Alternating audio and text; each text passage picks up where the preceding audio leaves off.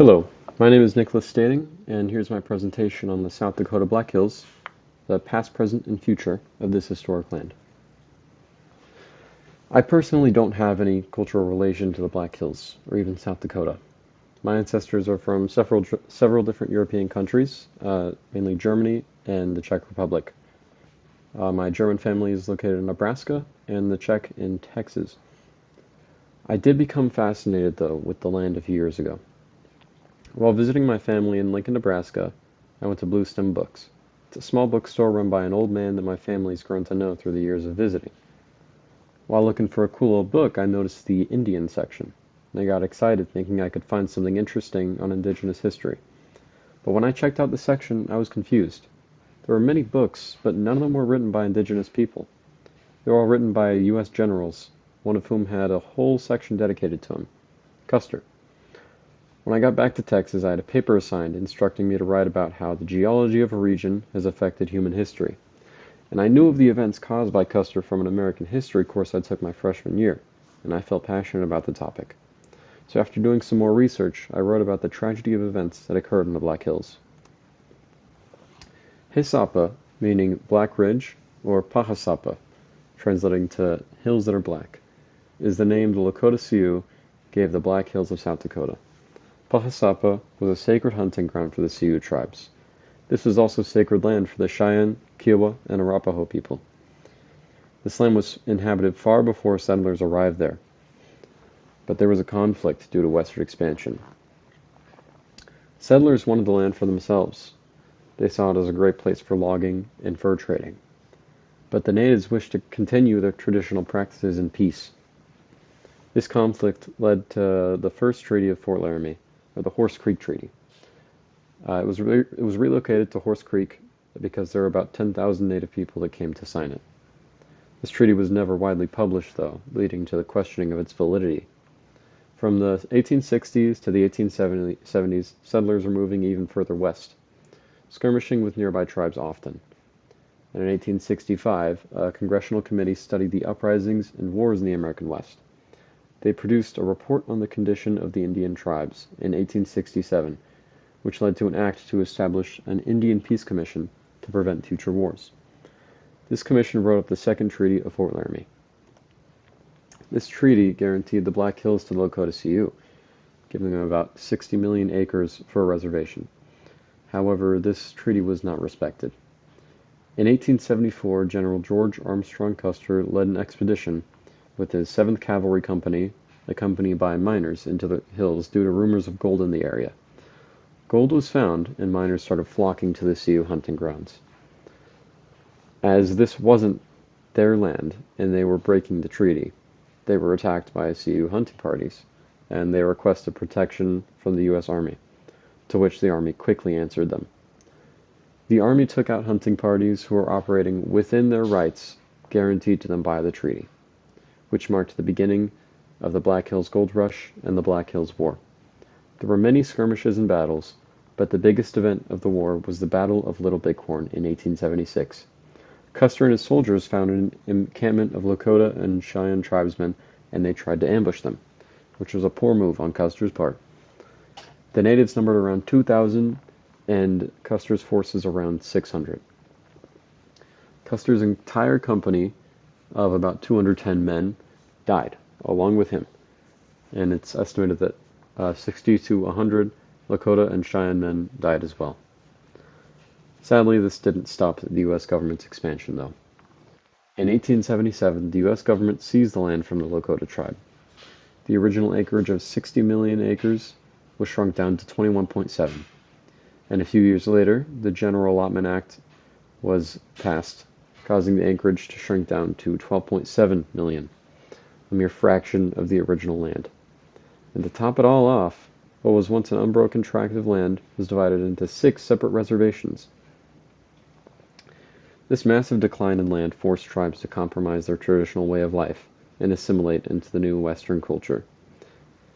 They had to throw away their practices of nomadic hunting and grow crops and raise livestock to live. The practice of Western-style agriculture was unfamiliar to these people, and the land they were allowed wasn't suitable for these practices at all. causing people to leave. Over the next 30 years, the Plains Indians continued to face atrocities at the hands of the U.S. government. So during these turbulent times, a religious movement called the Ghost Dance was revived. Many indigenous people took up this practice, especially the Lakota Sioux. They modified the Ghost Dance to address the violence they had suffered at the hands of settlers and the U.S. Army. This practice intimidated reservation agency overseers and the U.S. government. They were scared that the practitioners were militant and were going to destroy the efforts of the U.S. to, I don't like this word, civilize the Lakota. The Bureau of Indian Affairs made a list of people to relocate so they could break up this movement, with influential dancers at the top of the list. Chief Sitting Bull had many practitioners in his following, and he wished to protect them from the government's suppression. He was arrested, and his followers resisted his arrest, although he went peacefully, which led to 8 people being killed, including Sitting Bull. This mobilized 2 groups, one wishing to strike back at the U.S. and one wishing to make peace. That party was located in the Pine Ridge Reservation, and Miniconjo Lakota Chief Sitanka wished to join that peaceful group at the Pine Ridge Reservation. So he led about 350 people towards them. But the U.S. Army became fearful of their intentions. So Colonel Forsyth of the 7th Company, the 7th Cavalry Company, same as our late Custer, was commanded to find them, and they surrounded them, commanding the native people to disarm. And they agreed. During the disarming, somebody's gun accidentally went off. The U.S. Army had about 4 machine guns set up around this encirclement. And once they heard a gunshot, everybody started firing. All hell broke loose. Which, whenever all the smoke cleared, there were about 250 to 300 dead bodies laying there, of unarmed women and children of native descent. They were buried on site in a mass grave by the Army, and the Bureau of Indian Affairs tried to make it seem like a battle took place, when that couldn't be further from the truth. In the Black Hills, there's a lot of wildlife, with many species of falcons and several eagle species, including the bald eagle, which makes it a popular place for birders. 2 organisms that call this land home of great significance to indigenous people are the buffalo and the bald eagle. During westward expansion, the buffalo was driven to near extinction, but over the past few decades, conservation efforts have seen a rise in the population of buffalo. The bald eagle was also greatly threatened by westward expansion and the subsequent industrialization that occurred here, which put it on the endangered species list, but conservation efforts have led it to be removed from the endangered list. Both of these organisms hold great spiritual significance to Native people, both of which were threatened by the expansion of the U.S. And without proper handling of their habitats, they could be threatened again. There are several monuments in South Dakota, and especially in the Black Hills region. In 1923, the South Dakota State historian Dohan Robinson wished to create a monument to the American presidents. A sculptor had accepted the task, and President Calvin Coolidge approved and funded the project. Mount Rushmore's construction began in 1927, and it was completed in 1941. Mount Rushmore is widely considered not as an ode to the great country that was built, but as a symbol of white supremacy located on sacred land. It wasn't until 1939 when Chief Henry Standing Bear wrote a letter to sculptor Korczak Ziolkowski requesting a monument that be dedicated to the Native Americans. This started the construction of the Crazy Horse Monument, which began in 1948. It's still unfinished, and it's projected to be completed in 2037. There's controversy behind this monument, though. One controversy is that Crazy Horse was not photographed during his life. So this sculpture is simply an idealization of what the sculptor thought he was.